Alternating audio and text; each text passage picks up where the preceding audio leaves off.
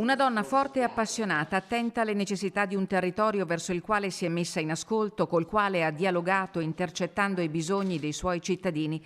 Maria Grazia Carraro è stata la prima donna chiamata a guidare la direzione generale dell'ULSS Dolomiti. Donna e foresta non è un binomio semplice per una provincia come la nostra. Le avevamo chiesto il 1° marzo 2021, giorno del suo insediamento ufficiale in piena pandemia.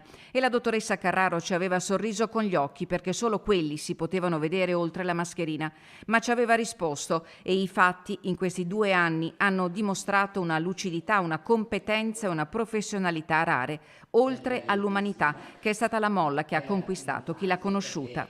La dottoressa Carraro ci ha lasciati in seguito all'esito di una malattia pesante, dalla prognosi invariabile, tuttavia irreversibile. 62 anni, trevigiana di origine, direttrice sanitaria dal 2016, prima dell'ULSS 4, poi all'ULSS 7. Maria Grazia Carraro è stata anche direttore medico dell'azienda ospedaliera di Pieve di Soligo e dal 2008 responsabile a interim della direzione del presidio ospedaliero di Conegliano.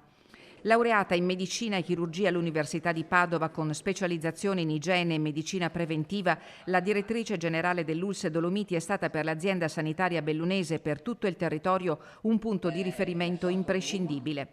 Nel febbraio del 2022, un anno dopo il suo insediamento in trincea, in una lunga intervista, le sue parole di riconoscenza nei confronti della rete di amministratori pubblici, dei cittadini e in particolar modo del personale sanitario. Ci ho messo cuore. È stato un anno che, come dicevo prima, è stato un anno veramente di corsa dove è impossibile fermarsi. Ho trovato una realtà professionale molto brillante, che si vede poco da fuori. E credo che sia bello anche per tutto il personale che stiamo ricercando sapere che qui ci sono dei professionisti con la P maiuscola.